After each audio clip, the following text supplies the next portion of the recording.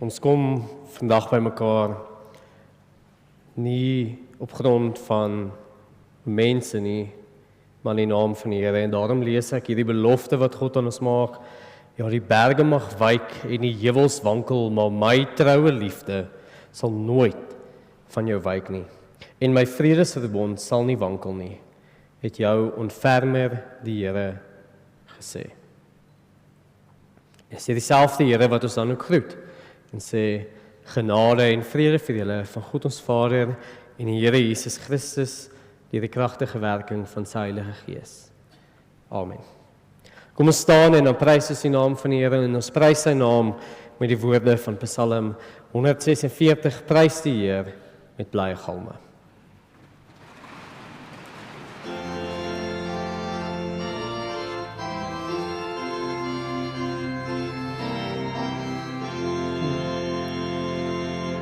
Prys die Heer met blye galme, o my siel as ryke stof.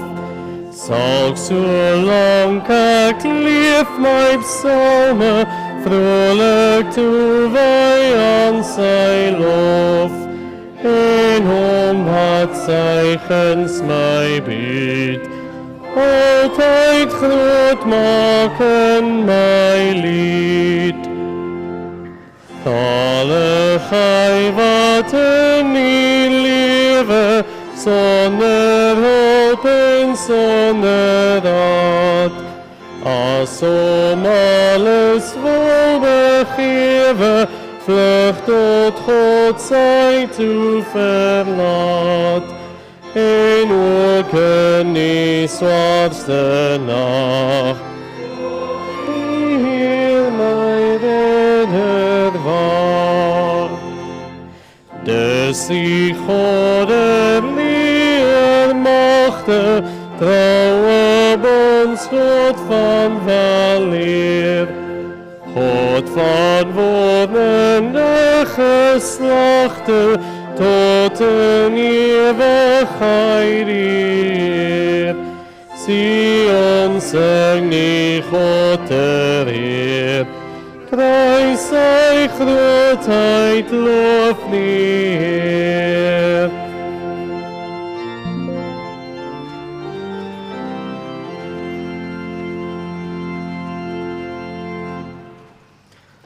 Ons lees volgens die wet van die Here vanuit Deuteronomium 30 vanaf vers 11. Ja, hierdie gebod wat ek jou vandag beveel het, is nie te moeilik nie, en dit is nie te ver weg nie. Dit is nie in die hemel, sodat jy moet sê, wie sal vir ons na die hemel opgaan, sodat hy dit vir ons kan gaan afhaal, en ons dit laat hoor, dat ons dit kan uitvoer. Dit is ook nie oorkaniseer, sodat jy moet sê, wie sal vir ons oorgaan tot oorkaniseer, sodat hy dit vir ons kan gaan haal, en ons dit laat hoor, dat ons dit kan uitvoer nie. Nee, die woord is baie naby jou, in jou mond en in jou hart, sodat jy dit kan uitvoer. Kyk, vandag hou ek aan jou die lewe en wat goed is, die dood en wat sleg is voor. Wat ek jou vandag beveel is om die Here jou God lief te hê, deur sy paaie te volg en sy gebooie, sy vaste voorskrifte en sy beslissings na te kom. Dan sal jy leef en vermeerder en sal die Here jou God jou seën in die land waarin jy op pad is om in besit te neem. Maar as jou hart afwyk en jy nie luister nie, jou laat verlei en in aanbidding buig voor die gode en hulle dien, dan maak ek vandag aan julle bekend dat julle beslis tot niet sal gaan. Julle sal nie lank leef op grond waarin jy oor die Jordaan trek om dit in besit te neem nie. Ek roep vandag die hemel en die aarde as getuies teen jou. Die lewe en die dood, die seën en vervloeking hou ek aan jou voor. Kies dan die lewe, sodat jy kan leef, jy en jou nageslag, deur die Here jou God lief te hê, na sy stem te luister en aan hom vas te hou. Want dit is jou lewe, om jou lewe lank te woon op grond van wat die Here met 'n eed beloof het aan jou voorvader, om aan hulle te gee, aan Abraham, Isak en Jakob. Vir ons as gelowiges, mense wat vergeef is, dien die wet vir ons as 'n spieël. 'n Spieël om te sien waar ons sou wees as ons nie vergewe was nie, as Christus nie vir ons gesterf het nie. En ook 'n spieël om te sien hoe ons moet lewe. Daarom gee ek 'n oomblik van stilte, laat ons nadink hieroor, en daarna gaan ons 'n skuldbelydenis doen, wat ons ook responsories gaan doen, wat beteken, ek gaan 'n voorganger gedeelte lees, en die gemeente gaan dan ook reageer met die woorde wat as gemeente aangedui is. Kom ons reageer dan ook op die wet van die Here, die volgende skuldbelydenis ook te doen. Wees my genadig, o God, volgens die troue liefde, wis my oortredings uit volgens die groot ontferming.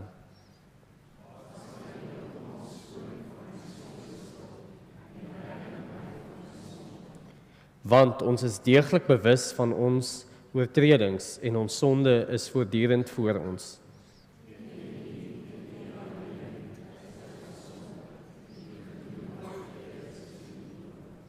Sodat u gelyk sal hê as die uitspraak lewer, volkome reg wanneer u oordeel.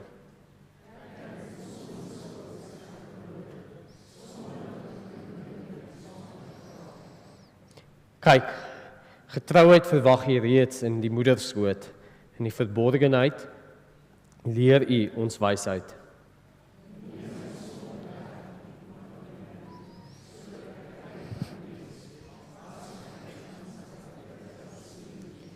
Laat my weer uitroepe van vreugde en blydskap hoor. Laat die gebeente wat u verbrysel het, juig. Amen. En die wonderlike nuus is dat ons nie in ons sonde hoef te bly nie. Die Here beloof ons in 1 Johannes 1 vers 9, as ons sondes bely, hy is getrou en regverdig. Hy vergewe ons sondes en reinig ons van alle ongeregtigheid. En dan beloof hy dat ons ook vir hom sal kan lewe in Esegiel 36. Ek sal vir julle 'n nuwe hart gee, 'n nuwe gees sal ek in julle binneste gee. Ek sal die hart van klip uit julle liggame verwyder en vir julle hart van vlees gee. My gees sal ek in julle binneste gee. Ek sal daarvoor sorg dat julle my vaste voorskrifte volg en dat julle my bepalings nakom en uitvoer. En met hierdie wonderlike nuus nou ek julle dan uit om saam met te staan. Ons gaan ons geloof bely met die 12 artikels as mense wat besef dat ons verloste sondaars is. Kom ons staan.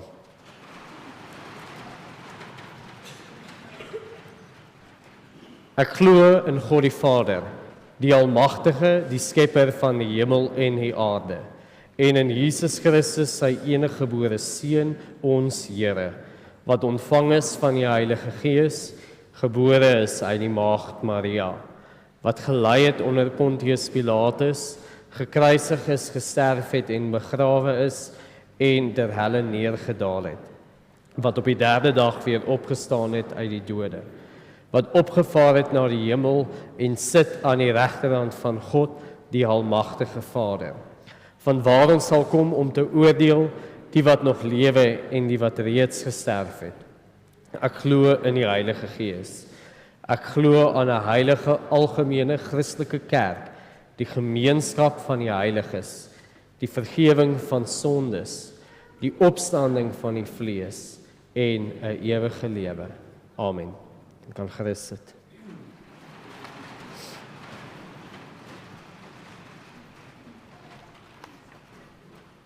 Vanoggend staan ons stil, soos ons reeds genoem het, by 'n baie belangrike mylpaal. Ons het 10 tieners wat belydenis van geloof aflê. Dit is die eerste keer wat hulle in die openbaar voor die gemeente, selfs oor 'n mikrofoon, hulle geloof openlik bely. En 'n mylpaal is 'n baie interessante ding, want is gelyktydig besonder belangrik, maar ook weglaatbaar. As jy hier vanaf Kaap toe ry, is dit 1500 kilos, en iewers langs die pad is dalk 'n mylpaal, wat sê jy is halfpad. Iets soos hierdie. En daardie bord of teken kon 'n kilometer vroeër of 'n kilometer later gewees het. So dis in daardie sin weglaatbaar. Maar die gevoel van verligting, die gevoel van prestasie wat beteken dat jy halfpad is iets besonders. En so ook vandag se belydenis is iets wat in 'n sekere sin gister of môre kon plaasvind. Dis weglaatbaar. Maar dis ook iets van besonderse belang, verskriklik belangrik, as gevolg van wat dit beteken. Die tieners wat belydenis van geloof aflê, sê nie dat hulle van vandag af glo nie. Hulle sê ook nie dat hulle van môre af deel is van die kerk nie. Hulle beamoen dat hulle reeds glo en reeds deel is aan die kerk en dit in die openbaar erken. En dan ook hulle self verbind aan hierdie kerk en ons geloof. En daarom vra ek vandag die vraag om ons almal te herinner, hoekom het ons die openbare belydenis van geloof? En uit Romeine 10 uit kry ek die volgende 3 antwoorde. Eerste gedeelte vers 1 tot 5, want ons wil self, dan, maar Jesus doen dit vir ons. En laastens, daarom bely ons. Met dit in gedagte kan ons gerus blaai na Romeine 10 vanaf vers 1. Ek lees soos my gebruik is uit die 20 vertaling, maar ek nooi julle uit, volg ook in ander vertalings, dat jy ook daardeur meer diepte en rykdom van die skrif kan kry. Kom ons raak 'n paar oomblikke stil en vra die Here se seën met ons woordverkondiging. Here, baie dankie vir die geleentheid om vandag hier te kan staan. Dankie vir die geleentheid dat ons ook kan vier hoe tieners hulle geloof in die openbaar sonder skaamte bely. Hoe hulle self aan U en aan die kerk verbind en hoe hulle ook kan sê dat hulle glo hoe U, Jesus Christus, hulle persoonlike verlosser is. Ek wil dan ook bid waar ons nou as gemeente saam gaan nadink oor hoekom ons hierdie gebruik het, dat U dit ook sal seën. Dat U ook die Heilige Gees deur die skrif laat werk, dat U ons harte ontvanklik sal maak, dat U 'n boodskap vir elkeen van ons sal gee, en dat hierdie woorde ook lewend sal raak vir ons wat in U glo. Mag dit dan ook verder in ons lewens ingaan, en mag hierdie boodskap iets wees, wat ook ons harte oprig. Ons bid dit nie omdat dit verdien nie, maar alleen uit U groot en heilige naam. Amen. Ons luister dan saam na die woord van die enigste en lewende Here, soos dit opgeskrywe staan in Romeine 10 vanaf vers 1. Broers, my hartwens en my gebed tot God vir my volk is dat hulle verlos mag word. Ek kan inderdaad vir hulle getuig dat hulle God met ywer dien, maar sonder insig. Maar omdat hulle die geregtigheid wat van die Here God afkom, nie begryp nie en probeer om hulle eie geregtigheid tot stand te bring, het hulle nie onderwerp aan die geregtigheid wat van God afkom nie. Die einddoel van die wet is immers Christus tot regverdiging van elkeen wat glo. Moses skryf immers van die geregtigheid wat op grond van die wet verkry word. Die mens wat hierdie dinge doen, sal hierdeur leef. Maar die regverdiging deur die geloof word so verwoord: moenie in jou hart sê, wie sal na die hemel opgaan met die bedoeling om Christus af te bring, of wie sal na die onpeilbare dieptes afgaan met die bedoeling om Christus uit die dood terug te bring. Nee, wat sê dit? Hier by jou is die woord in jou mond en in jou hart. Dit is die woord van geloof wat ons verkondig. Want as jy met jou mond bely dat Jesus die Here is en jy glo met jou hart dat God hom uit die dood opgewek het, sal jy verlos word. Want met die hart glo ons en so word ons regverdig verklaar. Met die mond bely ons en word ons verlos. Die skrif sê tog, elkeen wat in hom glo, sal nie beskaamd staan nie. Tot sover die woord van die enigste en lewende Here. Soos ek genoem het, vra ons vandag die vraag, hoekom het ons die openbare belydenis van geloof? Vir die tieners, hoekom is ons vandag hier? En op hierdie Uit die teksgedeelte kry ek die antwoord, want ons wil self, vers 1 tot 4, dan vanaf vers 5, maar Jesus doen dit vir ons, en dan vanaf vers 8, daarom bely ons. So stil staan by die eerste punt, want ons wil self. Dan sien ons, Paulus vir ons in hierdie eerste gedeelte vertel. Hy sê dat die Joodse volk, dit waar hy vandaan kom, dat dit sy hartwense en gebed is, sy diepste oortuiging, dat hulle verlos kan word. Maar daar's 'n uitdaging. Hulle dien wel, vers 2, God met ywer. Maar aan die einde van vers 2 sê hy, hulle kort insig. Met ander woorde, hulle is opgewonde oor die Here. Hulle is ywerig vir die Here, maar verstaan nie hoe God se verbond werk nie.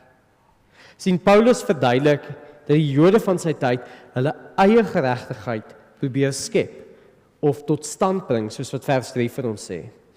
En dit is immers die primêre sonde. Die eerste ding waarmee die mens sukkel. Ons sien dit byvoorbeeld in die tuin van Eden, waar Adam en Eva besluit, in plaas daarvan om God se voorskrifte na te kom, wil hulle eie reëls in plek stel, hulle eie geregtigheid verdien. En dan ook beloof God vir Abraham 'n nageslag, en hy probeer dan self by Hagar 'n kind kry. En selfs die skrywer van hierdie boek, Saulus, wat Paulus geword het ander Christene gevolg omdat hy sy eie reëls in plek gestel het. En doen ons dit nie ook nie? Sukkel ons nie elke dag daarmee dat ons self wil besluit, in beheer wees, self reëls sal stel nie, in plaas daarvan dat ons vra wat God wil hê, en dat ons toelaat dat die Bybel ons riglyne is. Ons probeer mensgemaakte riglyne en prestasie jaag. Daarom het ek hierdie prentjie op. Almal is bekend met die Engelse term die rat race. Pas dit nie so dat ons soms by die werk meer fokus op ons prestasie en ons status nie. Iets probeer jaag wat God nie in plek gesit het nie. Soms probeer ons dalk om die perfekte ouer te wees. Ons wil ons kind druk, ons wil vir ons kind reëls instel en ons wil sien hoe ander mense ons raak sien. Ons probeer dalk by die skool deelneem aan sekere aktiwiteite omdat ons ander wil beïndruk en so probeer ons eie geregtigheid verdien. En sien, hierdie dinge is nie noodwendig sleg nie. Daar's niks verkeerd daarmee om 'n suksesvolle beroep te hê, om 'n goeie ouer te wees, om prestasie by die skool te behaal nie. Maar as dit 'n poging is om ons eie geregtigheid te verdien, dan trap ons in die primêre sonde, want ons kan dit so maklik bo God stel. En in ons gereformeerde kerke kyk ons gereeld byvoorbeeld na die wet, soos wat ons vanoggend gedoen het, sodat ons kan sien wat God van ons verwag. Ons lees gereeld die Bybel om te sien wat die vereistes is wat God op ons stel, om te sien wat die reëls is wat hy vir ons gee, sodat ons lewe kan hê. En ons kom ook gereeld, soos vanoggend, bymekaar, om ons harte en gedagtes saam as 'n gemeenskap van gelowiges op God te stel.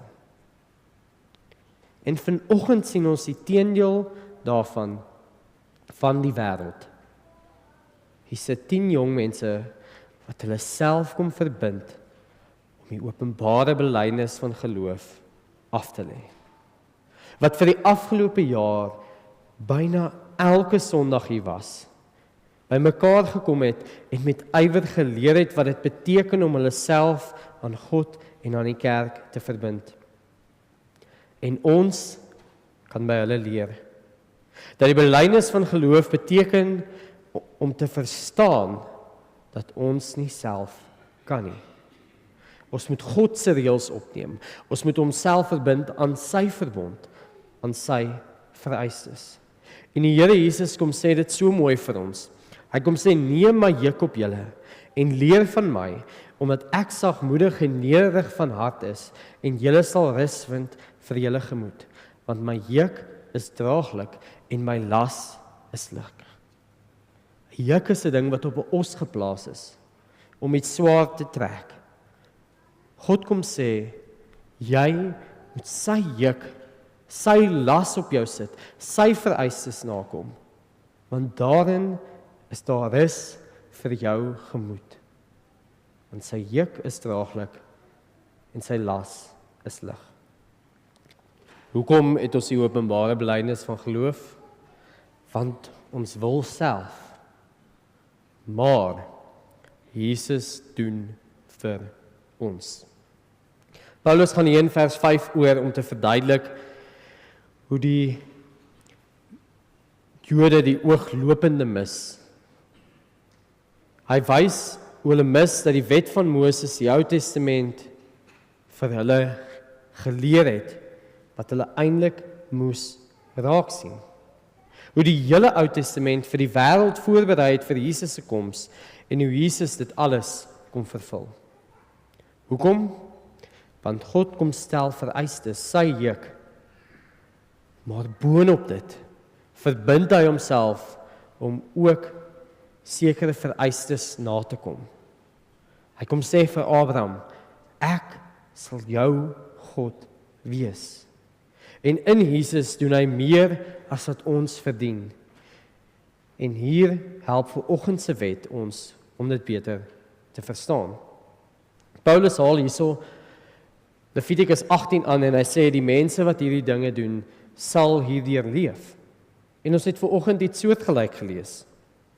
Ons het gelees in vers 16 dat wat ek jou vandag beveel is om die Here jou God lief te hê, deur sy paaie te volg, sy gebooie, sy vaste voorskrifte en sy beslissings na te kom.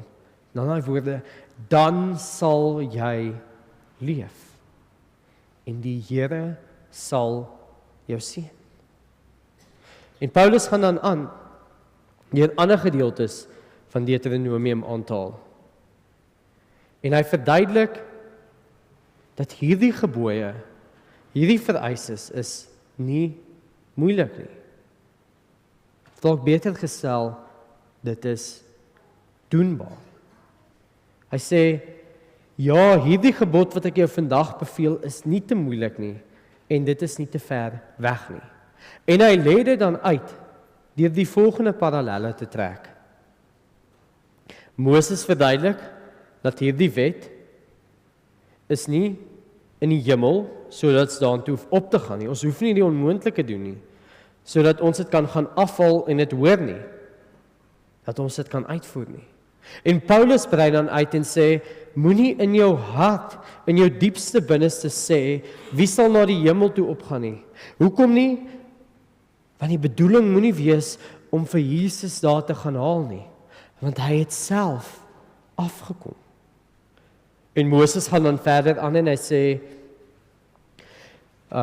dit is ook nie oor kan die see nie, sodat ons nie hoef te gaan, wie sal oor kan die see afgaan, sodat hy dit vir ons kan gaan haal nie. Sodat ons dit kan uitvoer nie, moet ons ver huis. En Paulus draai dit dan om en sê, die see, die diepste onpeilbare dieptes, hoe ver wil jy gaan om hierdie na te kom? Met die bedoeling om Christus uit die dood te bring nie. Wat Paulus hierdeur probeer sê, is dat God sy belofte nakom. God beloof dat die wet lewe sal bring, en dan kom Christus. En slegs deur Christus kan hierdie vir ons waar wees. Hoekom? Want Jesus het reeds die werk voltooi en nagekom van hierdie wet. En deur hom kan ons leef. En ons kan dan ook leef op so 'n manier dat ons sy vereistes kan nakom. Soos dit Paulus dan ook in Galasiërs 2 vers 20 sê, ek leef nie meer nie. Die deel wat self wil doen, leef nie meer nie, maar Christus leef in my. Die lewe wat ek nou liggaamlik leef, leef ek in geloof. Die geloof in die Seun van God wat my lief gehad en vir homself vir my oorgegee het. Hierdie kom sê vir ons, God betaal nie net die prys vir ons nie. Hy kom stort sy gees en Christus leef dan deur ons. En deur hom kan ons sy juk opneem. En hierdie is nie 'n tipe van 'n towerkuns of 'n ruiltransaksie of 'n resep nie. Dit is ons hemelse Vader wat ons uit liefde lei tot die ewige lewe. Dink aan 'n liefdevolle ouer wat 'n jong kind ontneem van lekker goed, van te veel suiker en aandring op groente. Doen hierdie ouer dit omdat hulle die kind wil straf, of doen hulle dit omdat hulle wil hê die kind moet 'n voller lewe hê? En hoeveel te meer is daar dan nie lewe vir ons as God vir ons lei nie, as ons hemelse Vader uit liefde vir ons voorskrifte neersit. Ek het 'n refleksievraag vir hierdie gedeelte. Watter gebruike in jou lewe moet jy oorgee aan Jesus? Hoekom het ons die openbare belydenis van geloof? Want ons wil self, maar Jesus doen vir ons. En daarom bely ons. En vanuit hierdie beloof Moses deur die woord van God, nee, die woorde is baie naby aan jou. En hy kom sê, dis in jou mond en in jou hart, sodat jy dit kan uitvoer. Wanneer ons ophou om ons eie geregtigheid te probeer verdien en ons geloof op Jesus stel wat dit reeds gedoen het, dan is hierdie woorde naby aan ons. Dan is ons hart besny deur die Gees en kan ons die wet nakom. En daarom verduidelik Paulus dan vir ons hoe hierdie woorde lyk, as hy Deuteronomium kom verwoord as die volgende. Hy sê, hier by jou is die woord in jou mond en in jou hart, daar in vers 8. Hierdeur kom sê hy, dat as die bogenoemde in plek is, as jy ophou om jou eie geregtigheid te probeer verdien en te besef dat Jesus doen, dan volg dit dat die woorde van die wet in jou hart sal wees, dat God vir jou 'n nuwe hart gee. En dit volg dan ook dat die woorde van die wet in jou mond sal wees, want dit vind gestalte in die belydenis in Jesus Christus. Of dan soos Paulus dit sê, dan sal jy met jou mond bely dat Jesus die Here is en jy glo met die hart dat God hom uit die dood opgewek het en jy sal verlos word. Vers 10. En daarom dan roep die belydenis van geloof ons nie net tot woorde nie net tot 'n ja wat die tieners vanoggend sê, maar meer as dit is dit 'n aanroep tot God se beloftes wat meer as 3000 jaar oud is. Dis 'n vasgryp aan ons voete, maar die belofte wat hy vir ons gee, wat sê dat my vredeverbond met jou sal nooit wankel nie. Daarom sê ons, Here, ek wil nie my eie geregtigheid bewerkstellig nie, en ek vertrou dat Jesus Christus die wet vervul het. Daarom glo ek dat U my deur U Gees sal help om my geloof uit te leef. Nie op grond van hoe goed of oulik ek is nie, maar op grond van wie U is, dat U die God is wat altyd U verbond onthou en wat U Heilige Gees in my hart kom uitstort het om my elke dag te lei. Hierdie belydenis van geloof kom sê vir ons dat God ons deel maak van 'n kerk, van 'n gemeenskap, van 'n verbond. En dit kom sê vir ons dat ons bely dat God sy beloftes hou. En dat ons glo dat dit vir ons persoonlik waar is en dat ons deur sy Gees dit nou kan uitleef. Ons bely ook dat Jesus die prys reeds vir ons betaal het.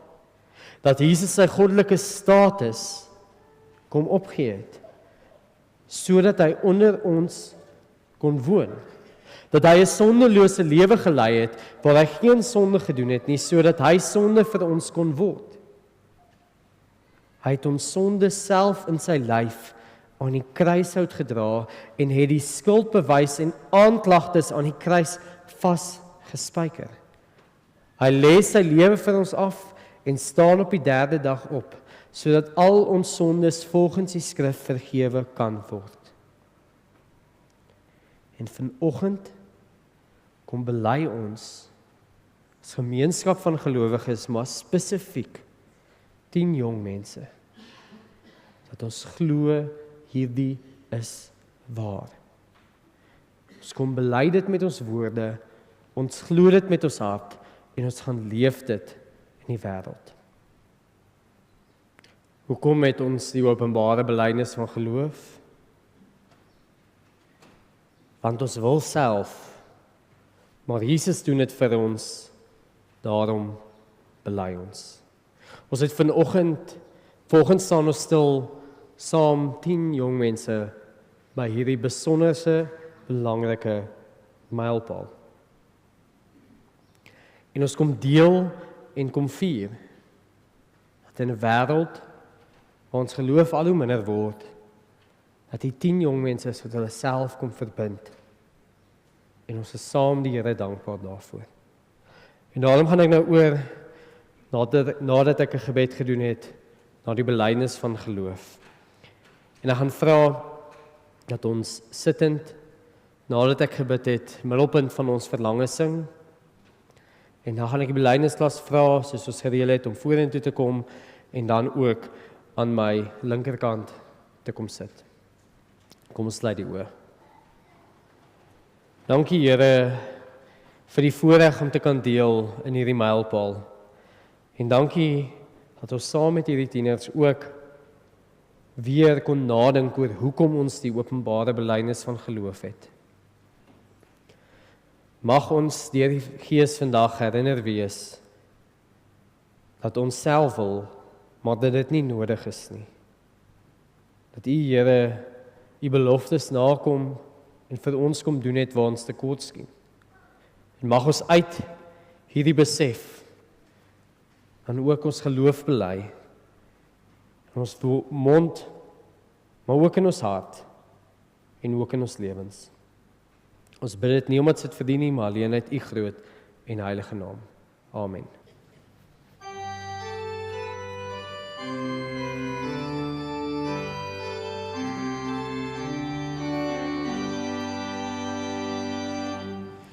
Middelpunt van ons verlange, U bring rus in ons gemoed. Jesus met ons dankgesange,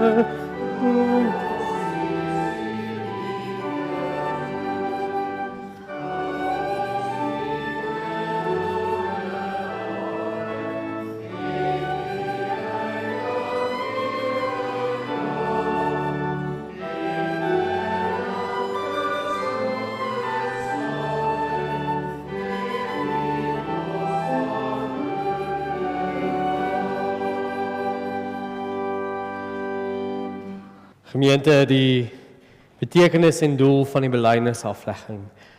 Die openbare belydenis van geloof is ingestel om aan verbondskinders die geleentheid te gee om persoonlik voor God en die gemeente rekenskap van hulle geloof te gee. So antwoord hulle op die toesegging van God se beloftes in die doop. Om belydenis van geloof af te lê beteken dat jy met die mond bely wat jy ook met die hart glo, naamlik dat Jesus die Here is. Dit is 'n belofte wat jy maak om alleen op hom te vertrou, om te lewe volgens sy woord, getrou deel te neem aan die erediens en aan alle aktiwiteite van sy kerk, om te volhard in die gebed en om God op alle terreine van die lewe deur die woord en daad te verheerlik.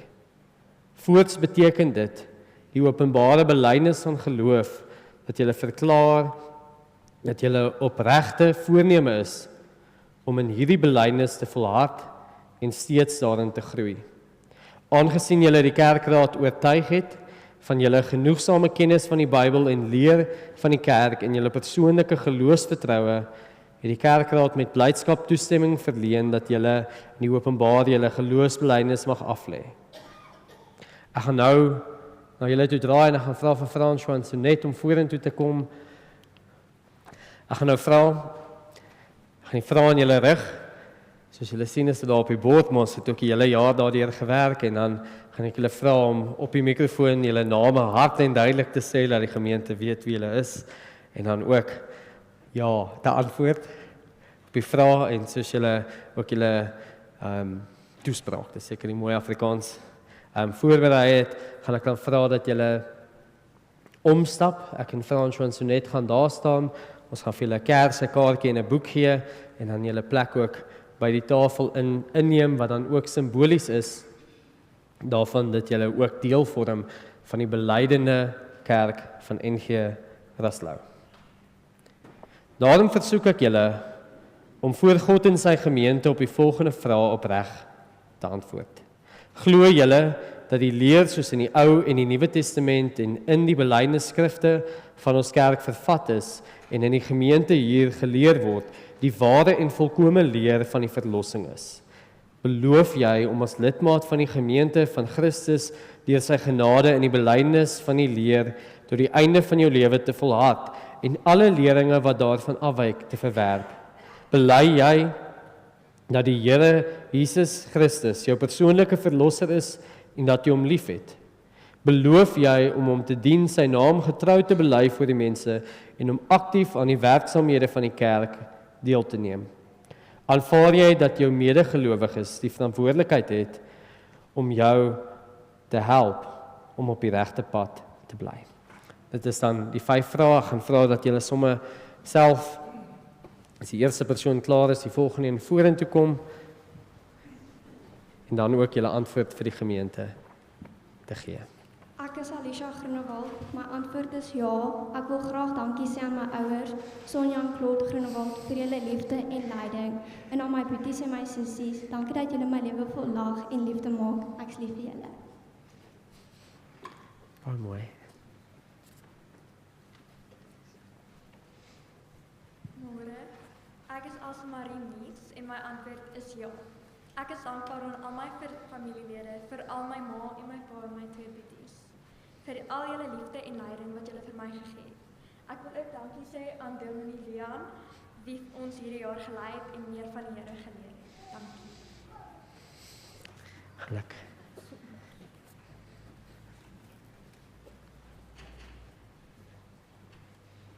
Goeiemôre, my naam is Leandrie Meinhard en my antwoord is ja. Hierdie gaan 'n bietjie lank wees, maar Ek wil begin weer om dankie te sê aan my ouers, Johan en Antoinette Meinhard en my sussie Melanie. Asook my oupa wat ongelukkig nie hier kan sit vandag nie. Ek kan nie vra vir 'n beter huishoudelike gesin nie. Julle lei my nader aan die Here en vorm my in die persoon in wie ek nou is. Tweedens wil ek dankie sê aan my ooms, my liggies, my neefie en my tannies. Julle is 'n paar van die beste mense wie ek ken. Ek voel geëerd om julle elkeen as my familielede te hê. En die feit dat julle vandag hier is, beteken baie. Derdens wil ek dankie sê aan die gekose familie. Ons is dalk nie bloed nie, maar elkeen van julle het 'n groot impak in my lewe. Vir dit is ek elke dag dankbaar dat die Here julle op my pad gesit het. Laastens, maar glad nie die minste nie, is ek dankbaar vir Dominee Wian en die belydennisklas. Hierdie jaar was een van die goeie jaar. Was 'n goeie jaar saam met julle almal en ek gaan die Sondagklas in is. Maar weet net dat julle 'n groot impak op my geloof gehad het. En ek hoop die Here beskerm julle deur julle die res van julle lewens.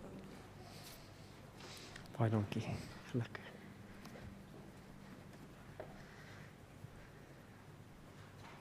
My naam is Marike Lenae Skinner en my antwoord is ja en ek wil net dankie sê aan my ouers, Fons en Jolandi, wat fantastiese ouers is en aan my fantastiese familie en fantastiese niggies en fantastiese beste vriendinne wat ook hierso is. En dan, dis vir my 'n groot voorreg dat my 98 jarige ouma ook hier kan wees. Dankie. Gelukkig.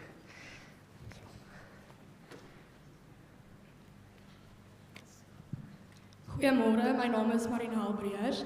My antwoord is ja, Dominee. Aan my ouers, Frikkie en Sonja Breers, vandag is dit my voorreg om vir mamma en pappa dankie te sê dat mamma en pappa my gelei het en blootgestel het aan hierdie pad van geloof. Dankie dat mamma en pappa my help om met geloof, moed en liefde vorentoe te gaan en ek sal vir ewig dankbaar wees vir mamma en pappa se liefde, leiding en ondersteuning. Aan ouma Elsabie en Merman, dankie vir ouma hulle se liefde, geduld, raad en ondersteuning wat my ook help om in my geloof te groei. Aan Dominee Wian Rousseau en Tannie Corneille Boshoff, baie dankie vir hierdie jaar van geloofbelijdenis voorbereiding. Ek waardeer elke les, elke gesprek en elke gebed wat ons saam kon stap. Dankie dat ons ook in ons geloof kon groei. Dankie.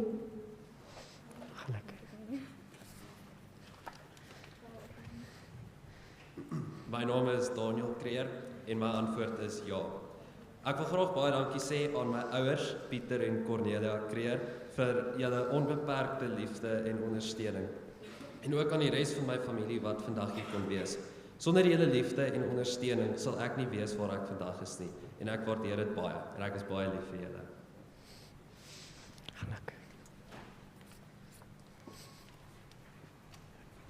My naam is Martin Boshoff en my antwoord is ja. Ek wil graag dankie sê aan my ouers, Laurens en Corneille Boshoff, dat julle my altyd ondersteun en my op die regte pad gelei het. En ek wil ook dankie sê aan my familie, wat altyd daar is vir my as ek hulle nodig het.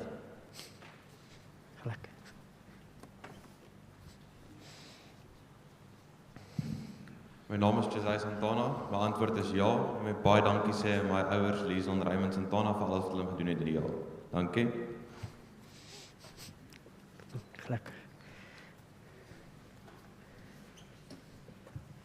My naam is Valentin Du Plessis.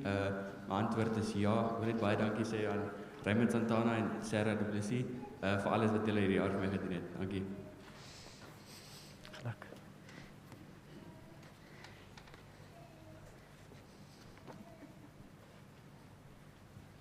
My naam is Errol van der Merwe en my antwoord is ja. Ek wil baie dankie sê aan albei my ouers vir die leiding wat hulle vir my gegee het deur die jare en vir die res van my gesin wat vandag hier is.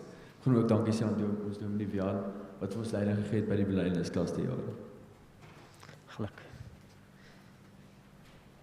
Ek gaan nou vra dat ons die tweede vers van Middelpunt van ons verlange sing.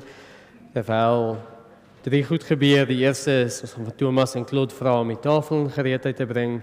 En dan nooi ek ook die ouers en of spesiale persone wat die belydensklas mee gereël het om vorentoe te kom.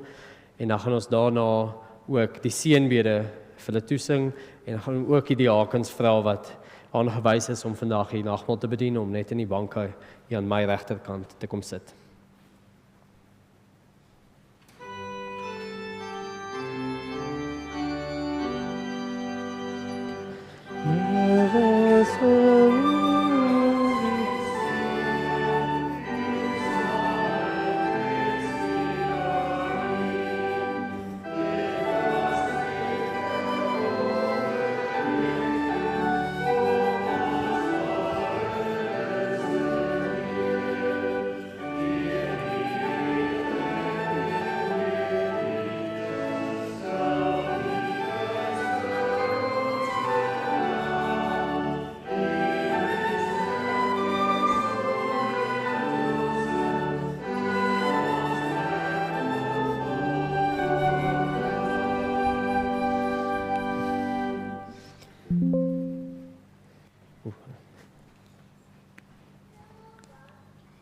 Wag net vir my skyfie om oor te skakel.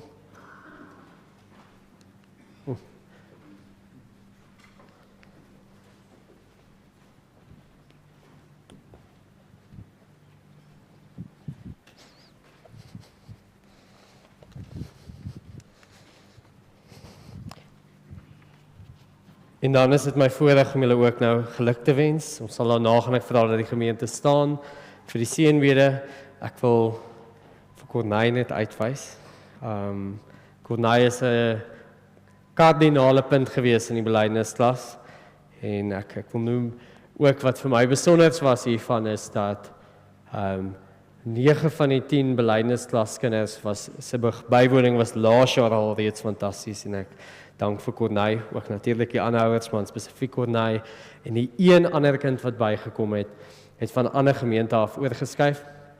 So dis vir ons 'n besonderse voorreg, was vir my 'n besonderse voorreg om met so 'n toegewyde klas te werk. Ek gaan nou vra dat ons, nadat ek die verklaring gelees het, gaan ek vra dat ons die seënbede toewens. Dis dan my voorreg om die volgende te sê. Op grond van die genadesverbond soos verseël deur die doop en kragtens die belydenis wat julle sopas afgelê het, verklaar ek hiermee dat julle belydende lidmate van die Nederduits Gereformeerde Gemeente van Raslou is. Kom ons sing die seënbede.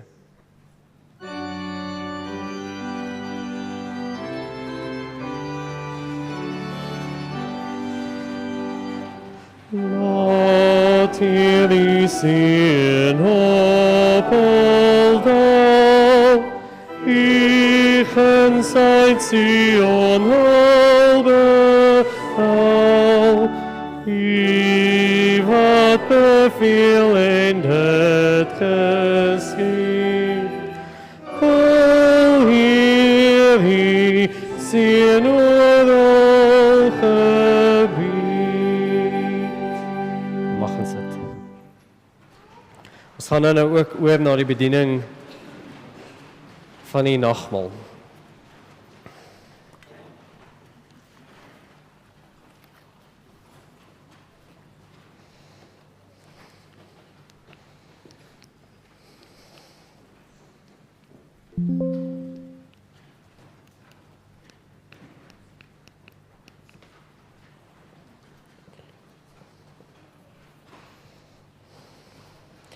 Die Here Jesus self beloof vir ons dat die nagmaal ons geestelik voed. Hy sê vir ons, daarop sê Jesus vir hulle, amen, amen, ek sê vir julle, as julle nie die liggaam van die seun van die mens eet en sy bloed drink, het julle geen lewe in julle nie. Wie my liggaam eet en my bloed drink, het die ewige lewe. En ek sal hom op die laaste dag laat opstaan, want my liggaam is ware voedsel en my bloed is ware drank. Wie my liggaam eet en my bloed drink, bly in my en ek in hom. Soos die lewende Vader my gestuur het en ek deur die Vader leef, so sal die een wat my eet en ook deur my leef. Dit is die brood wat uit die hemel neergedaal het, nie soos die manna wat die vaders geëet het en nogtans gesterf het nie. Wie hierdie brood eet, sal ewig leef. En dan verduidelik die apostel Paulus ook vir ons in 1 Korintiërs 1 vers 11 vanaf vers 23. Ek het wat ek van die Here ontvang, het ek ook aan julle oorgelewer. Die Here Jesus het in die nag waarin hy verraai is, brood geneem. En nadat hy die seën weer uitgespreek het, het hy dit gebreek en gesê, dit is my liggaam ter wille van julle, doen dit om my in herinnering te bring. So ook met die beker na die ete, met die woorde, hierdie beker is die nuwe verbond deur my bloed. Doen dit so dikwels as wat julle daaruit drink om my in herinnering te bring. Want so dikwels as wat julle hierdie brood eet en hierdie beker drink, verkondig julle die dood van die Here totdat hy kom. Daarom wie op ontwaardige wyse hierdie brood eet of uit die beker van die Here drink, sal skuldig wees teenoor die liggaam en die bloed van die Here. Maar laat elkeen homself ondersoek en daarvolgens die brood eet en uit die beker drink. Want die een wat eet en drink sonder om die liggaam van die Here daarin te onderskei, is besig om 'n oordeel oor homself te eet en te drink. Daarom is daar onder julle baie swakkes en siekes en die hele paar het reeds ontslaap. Indien ons onsself deeglik sou beoordeel, sou ons nie geoordeel word nie. As ons deur die Here geoordeel word, word ons gedissiplineer, sodat ons nie saam met die wêreld veroordeel sal word nie. Ek gaan 'n paar oomblikke net gee, dat ons kan nadink oor hierdie teksgedeelte en dan sal ek ook die nagmaal vir ons instel. Kom ons verhef ons harte tot Jesus Christus, ons voorspraak aan die regterhand van die hemelse Vader, en wees verseker dat die Heilige Gees ons net so seker met Jesus se liggaam en bloed versterk, as wat die tekens van die brood en die wyn tot sy gedagtenis ontvang word. Die brood wat ons breek is die gemeenskap met die liggaam van Christus. Neem, eet, gedenk en glo dat die liggaam van ons Here Jesus Christus gebreek is tot die volkomme versoening van ons sondes.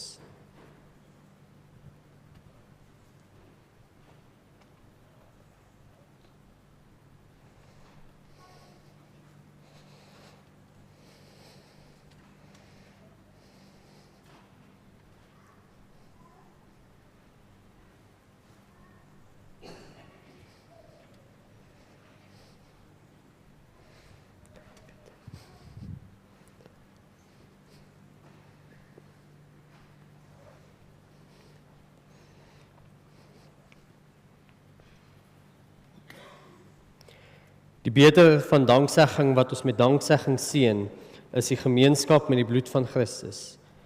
Neem, drink, almal daaruit en gedenk en glo dat die kosbare bloed van ons Here Jesus Christus vergiet is tot 'n volkomme versoening van al ons sondes.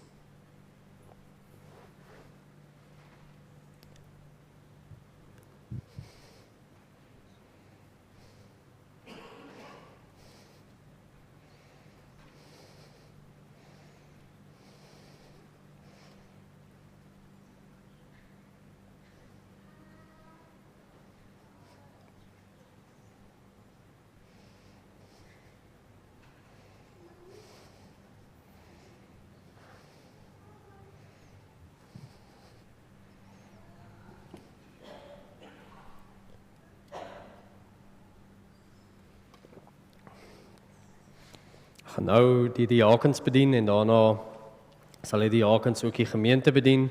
Julle is welkom om die teken te gebruik sodra dit by jou kom.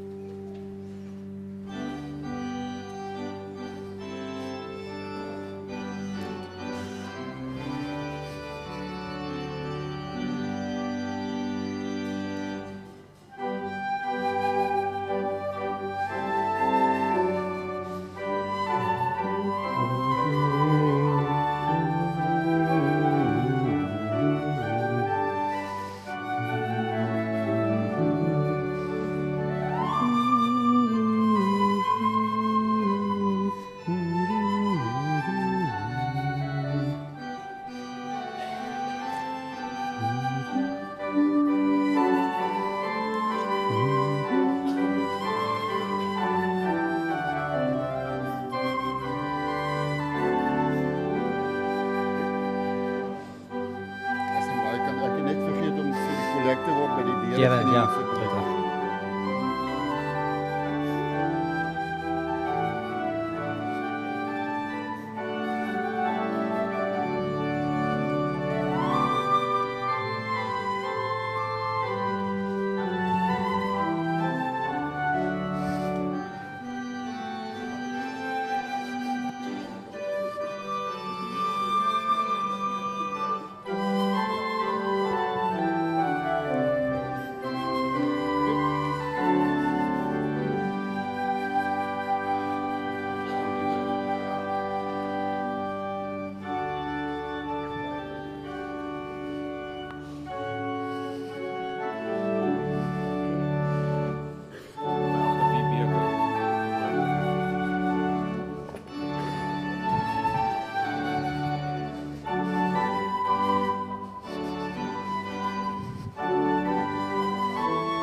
Jy kan net vra wie wil die beker graag hoor.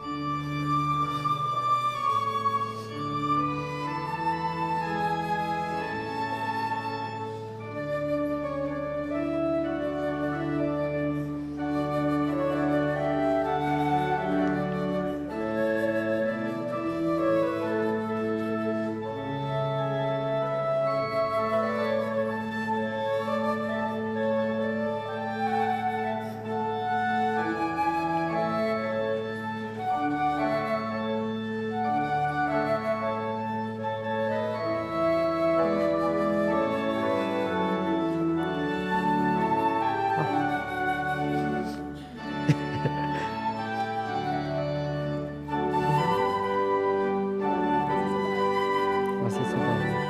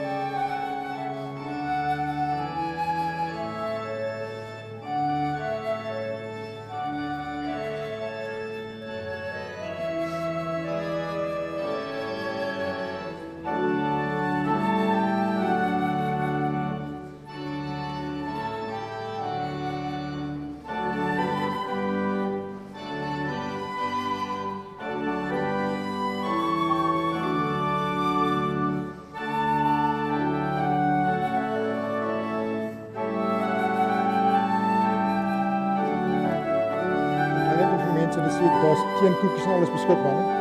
Tee en koekies. Ja, okay. Okay.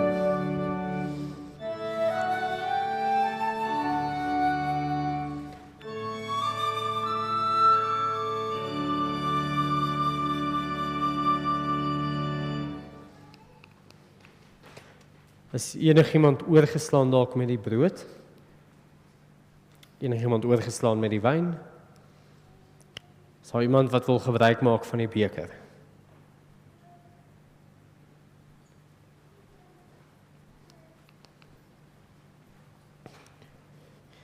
Kom ons loof dan nou ook die Here met die woorde van Psalm 104. Loof die Here, o my siel, Here my God. U is baie groot. U is met luister en glans bekleed. U wat U self met lig omhul, soos in 'n mantel wat die hemel oopspan, soos 'n tentdoek. U is die een wat die balke van sy bokamers op die water oprig, wat wolke sy strydwa maak en wat die vlerke van die wind beweeg, wat winde sy boodskappers maak, vlammende vuur sy dienaars. Kom ons sluit die oë. Here, dankie vir die wonderlike geleentheid om ook te kon nadink oor die skrif en dan ook om gevoed te word deur die Heilige Gees. Here, mag dit ook dan wees dat soos die brood en die wyn deel vorm van ons liggaam, dat die Gees en die geestelike voeding deel vorm van ons liggaam en dat ons ook U geloof in die wêreld uitdra. Ons bid dit nie omdat dit verdien nie, maar alleen uit U groot en heilige naam. Amen. Kom ons staan dan sluit ons af. Ons gaan die woorde van die eerste artikel van die Nederlands geloofbelijdenis in die vorm van lied 267 Enigste Here sing.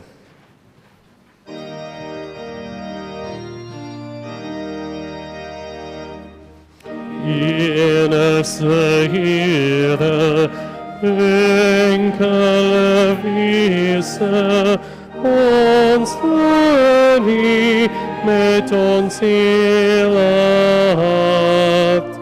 Heerlijk belei ons, vryheid getuig ons, U is vir ewig God en Heer. U onbegryplik, U is onsienlik, altyd dieselfde, oneindig groot. U is almagtig, wys en regverdig, U is die bron van alle goed. Ontvang dan nou ook die seën van die enigste en lewende Here. Die genade van die Here Jesus Christus, die liefde van God ons Vader en die gemeenskap van sy Heilige Gees bly met ons almal. Amen.